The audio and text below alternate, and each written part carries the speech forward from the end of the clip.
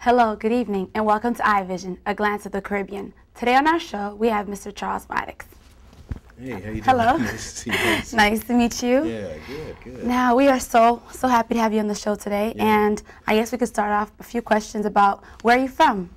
I was born in Brooklyn, you know, from Caribbean parents, both Jamaican, and raised in Long Island, New York. Oh. And just moved out here recently from Los Angeles the last 2 years. What were you doing out there? In Los Angeles? TV, you know, film. I've starred in a lot of films. I've starred alongside James Woods in a film called The Summer of Ben Tyler, where I actually played the lead role, Ben Tyler, with James Woods and Elizabeth McGovern, you know. Oh, okay. What made you get into film?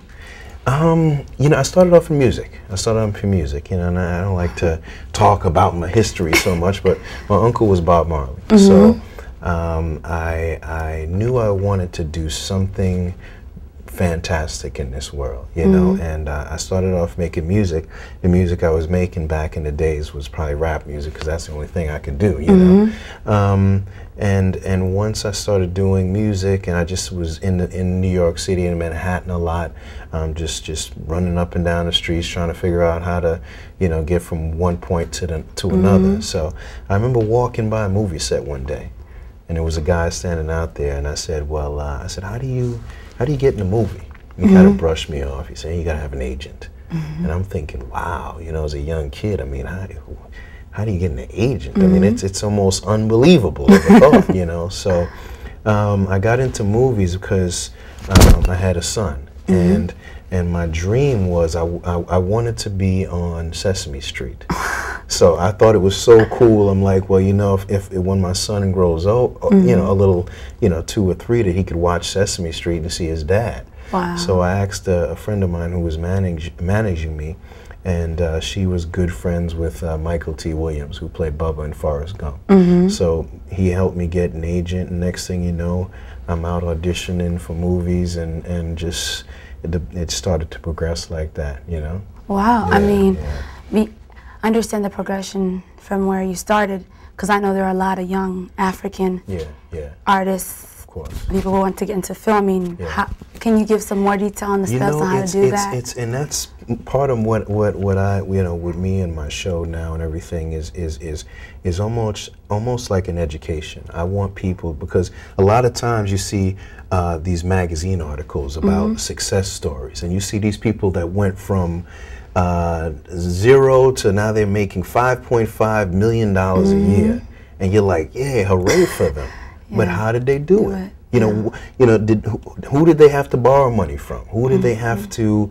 Whose couch did they have to sleep on? What was the catalyst that allowed them to get just that little bit further? So it's you know, part of what I like to do is actually share that, so that anyone, whether you're in Wyoming, especially as a minority per se, that they could say, well, you know what, man, if he can do it, you know, then I could do it, because it is tough out here. Trust me, it's you gotta have you know, I don't believe in luck, you know, but you gotta just put yourself honestly in the right situations. You have to figure out, if you're into music, then you need to be where people in music are. If there's a singer that you like, and he or she's at a studio, you need to be at that studio.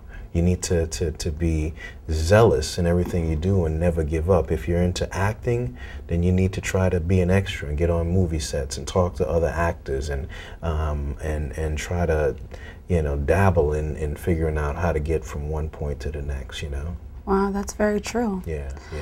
And you talked about your show. What show is this exactly? It's The Poor Chef. It's called The Poor Chef. Can you give us some more information on that? You know, you didn't see any food here, I know, right? No food, man. But and that was a bad accent, but I can throw it on when I want to, man. You know what I'm saying?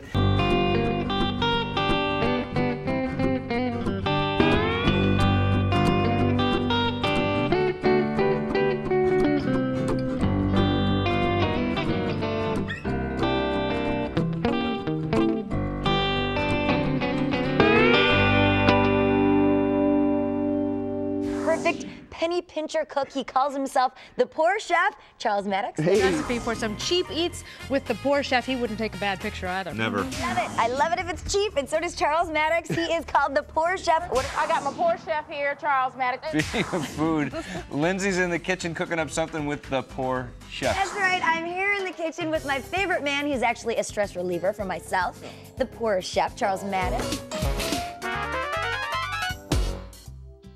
That's the whole thing with the poor chef, is making great and healthy meals that feed 2 or more people. Any white fish. And we see that it's marinated too. It's marinated in mojo sauce. Okay. And I marinated that for about half an hour to an hour. Okay. Wow. You want to just barely cook all this. All right.